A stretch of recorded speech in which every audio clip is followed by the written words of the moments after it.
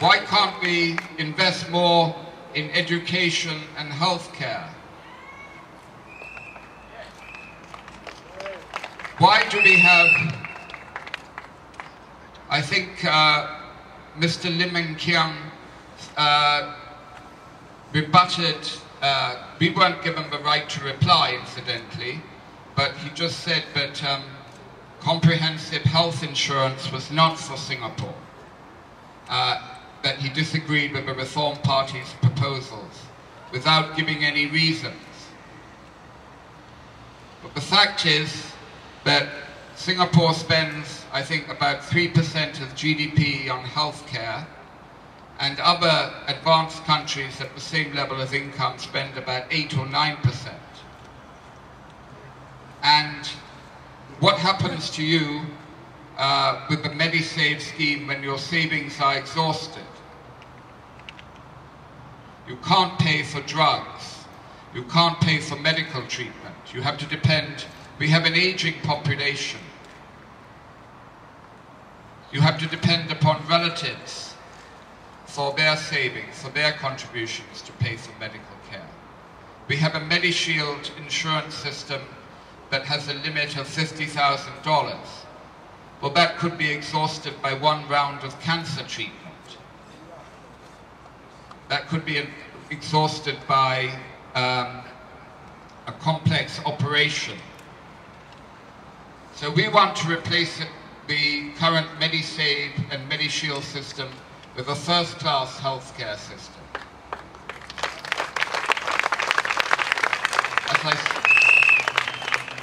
As I said, we want to give you the right to buy out your freehold of your property. We want to ensure that more housing is built. With the HDB is a monopoly. So if you look at how our population has grown over the last 10 years by some 25%, I think HDB has built about 5% more flats over that period. So why is it? It's not difficult to understand why prices have gone up so much. And the government says that foreigners are not responsible for higher prices, but they have to live somewhere, and if they rent, that's going to lead to higher HDB prices. What else will the Reform Party do for you? We say that we want to reduce national service to 18 months initially, and then down to a year.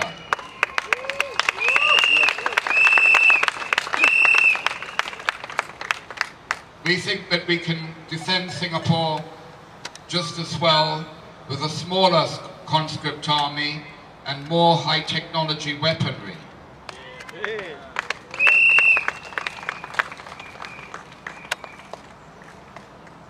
We want when foreigners come here and are given scholarships, we want to ensure that they either do national service after that, if they want to stay here and work,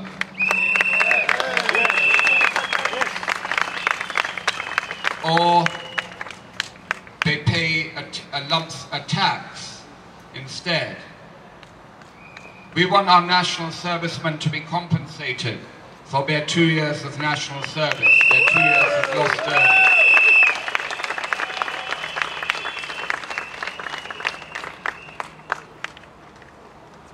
We want you to have more control over your CPF, to restore the link, the payout at 55. In future, we would like to see Singaporeans having the right to determine how much they want to save after paying for medical insurance and some basic provision for your old age.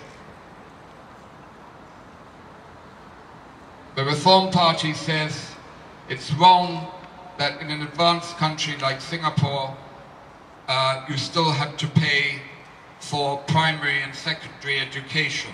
So we would abolish all fees for education up to secondary level.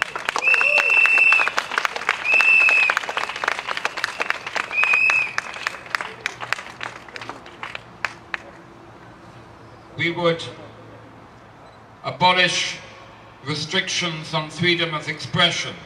And one of the first things we would do is to abolish the Newspaper and Printing Presses Act.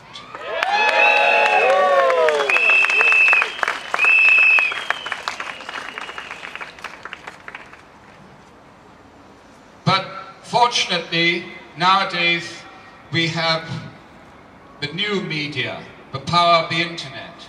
And again, I have to tell you about watching Mr. Lee Hsien Loong.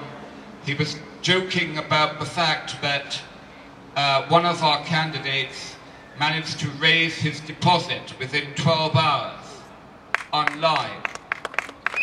And this must frighten the PAP because they